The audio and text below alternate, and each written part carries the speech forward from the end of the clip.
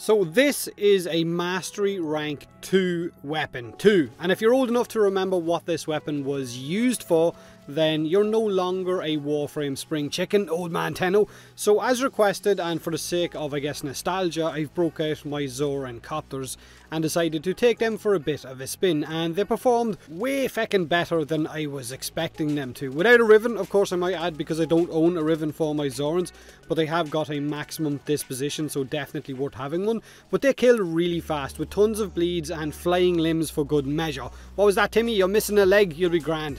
Shake it off, walk it off. So the dual Zorans were one of 2 weapons that I used for coptering back when movement 1.0 was used, no bullet jumping, and I think the Tipido was the other one, but I more or less always ran the Zoran copters. Slide attacks would literally, quite literally, catapult you across a map and into your next set of enemies, across the map and into a wall, across the map and out of the map at the same feckin' time. Typing unstuck wasn't a thing back then, so you had to relog to fix it. But it was a means of fast movement when we didn't have bullet jumping, and a bug that became a feature. So many features in Warframe, and it must have looked absolutely crazy for new players jumping into Warframe for the first time, watching someone sliding across the map at lightning speeds while on their knees, or zipping through the air while spinning round and round, having to, I guess, double take looking at what the feck was that. So with Melee Phase 2, like all melee weapons, the Zoran's seen a substantial buff, over double damage, over double range, and slam damage as well, but no other stat changes.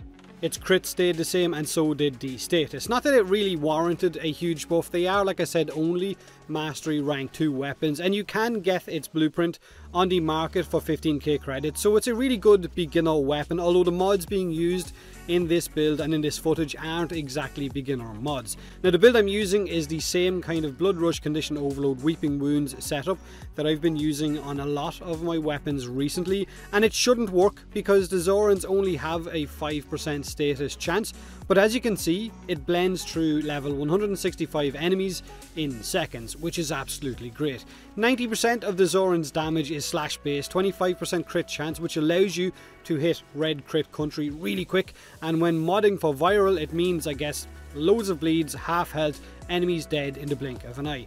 Now, the reason for Swirling Tiger as a stance with this build is that its basic Winding Claws spam has multiple forced bleeds built into it, but also Swirling Tiger has a few knockdowns built in as well, and that allows me, or allows you, to make the most out of its hardest hitting attack, Mirrored Spike.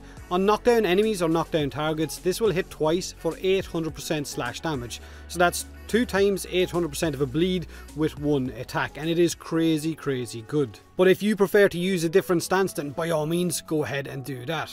Now, I didn't expect these to stand, I guess, toe to toe with the Twin Crowcore, the Dual Cleavers, the Ikers, the Kamas, or even the Dark Split Sword, but with the right build, they kill anything the star chart can put in front of them, and then some, which is more than enough for a lot of players in game right now.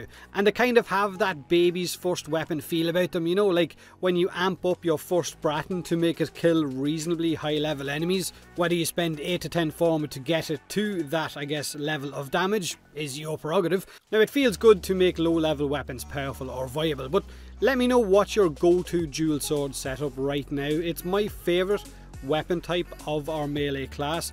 The most used, I guess, dual sword weapons I have right now are the Prisma Dual Cleavers and the Dual Ikers, which sit in 2nd and I think 4th in my most used melee weapons. But of course there is also the Carries, the Crowcore, and a few of the other ones I mentioned as well, which are absolutely phenomenal. So yeah, let me know. Do me a huge favour, hit that like button if you enjoyed the video, or don't if you didn't. Subscribe for more Warframe, and as always, thanks very much for watching.